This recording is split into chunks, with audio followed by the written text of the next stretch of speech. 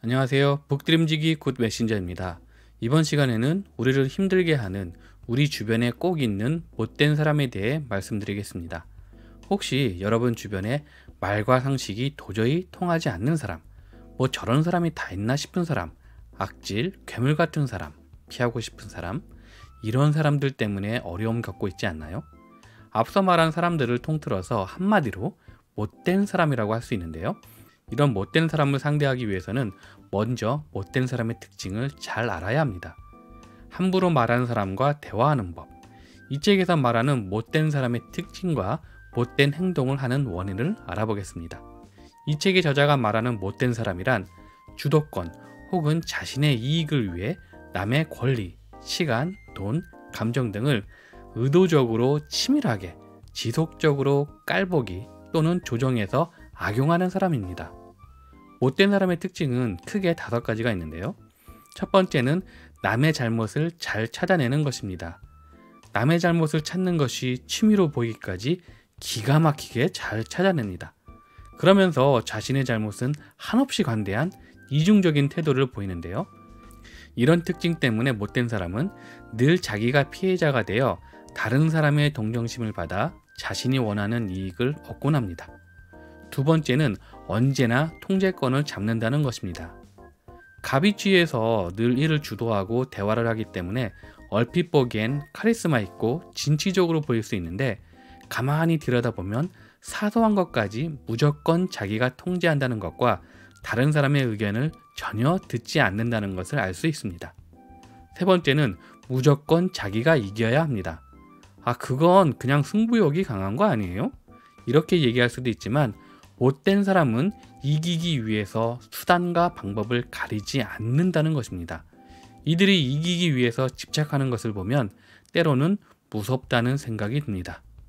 네 번째는 다른 사람의 기분을 망치는 독설을 잘한다는 것입니다. 못된 사람은 어떤 일에 기뻐하거나 다른 사람을 축하하는 것이 어색하기 때문에 다른 사람들도 축하받거나 기뻐하지 못하는 것이 당연하다고 생각합니다. 예를 들어 취업하기 어려운데 동료나 친구가 취업을 하면 축하 대신에 야, 네가 어떻게? 네 주제에 어떻게 취업했냐? 운이 좋았나 보네. 거기 인사 담당자들이 좀 모자란가? 너 그 회사에 연줄이 있냐?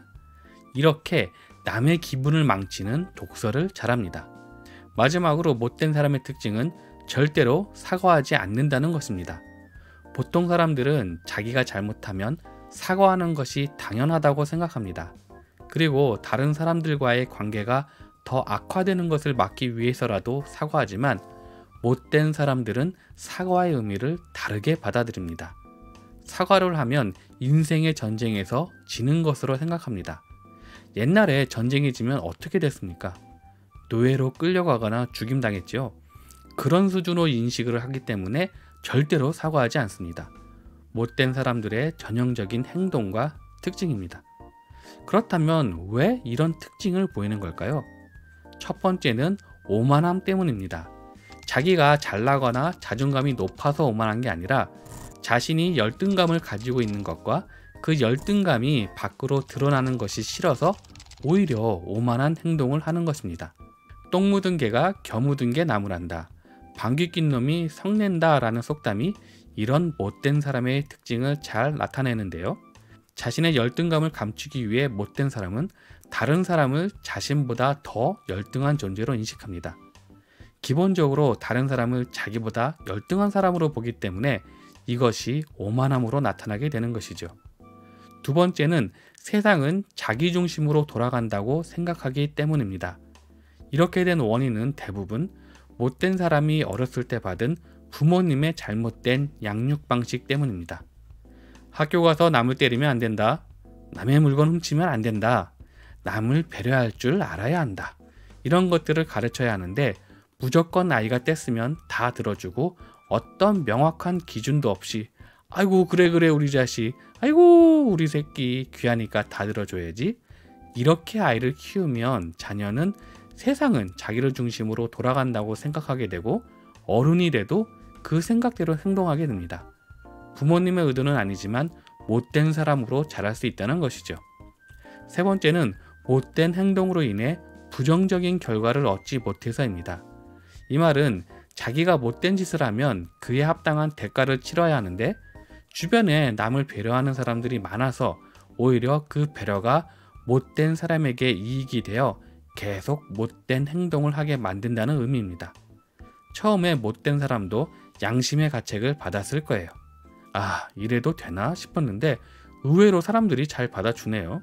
이런 일이 반복되면 아, 이렇게 해도 되는가 보구나 하고 계속 못된 행동을 하게 되지요.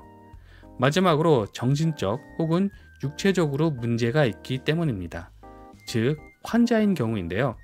알코올 중독, 약물 중독 혹은 정신병 있는 사람들은 자기가 못되고 싶어서 못된 것이 아니잖아요. 그런데 행동은 못된 사람 같이 합니다. 이런 경우는 우리가 해결할 수 없고 의사나 심리치료사 같은 전문가의 도움을 받아야 합니다. 오늘 내용 간단히 정리하겠습니다. 못된 사람의 행동과 특징은 첫 번째, 남의 잘못을 잘 찾아내고 두 번째, 자신이 모든 통제권을 가집니다. 세 번째, 무조건 자신이 이겨야 되고요. 네 번째, 남의 기분을 망치는 독설을 잘합니다. 다섯 번째, 절대로 사과하지 않습니다. 이런 못된 짓을 하게 되는 원인은 첫 번째, 오만함 때문입니다. 자기의 열등감을 숨기기 위해 다른 사람을 더 열등한 존재로 보기 때문입니다. 두 번째, 나 중심으로 세상이 돌아간다고 생각하기 때문입니다. 주로 어렸을 때 부모님의 잘못된 양육 방식 때문에 어른이 돼서도 못된 말과 행동을 하게 되는 경우가 많습니다. 세 번째, 못된 짓에 대한 부정적인 결과를 얻은 경험이 없습니다. 주변에 배려하는 사람이 많으면 흔히 나타납니다. 네 번째, 정신적 혹은 신체적인 병 때문입니다. 우리가 대처할 수 없고 전문가의 도움을 받아야 합니다. 못된 사람은 의도적으로 주도권을 가지고 자신의 이익을 위해서 지속적으로 못된 행동이나 말을 합니다. 그냥 내버려 두면 이 못된 사람이 여러분의 인생을 줬다 폈다 할 수 있습니다. 이런 못된 사람의 특징을 잘 알고 대처해서 여러분의 삶의 질이 높아지기를 응원합니다. 지금까지 굿 메신저였습니다. 감사합니다.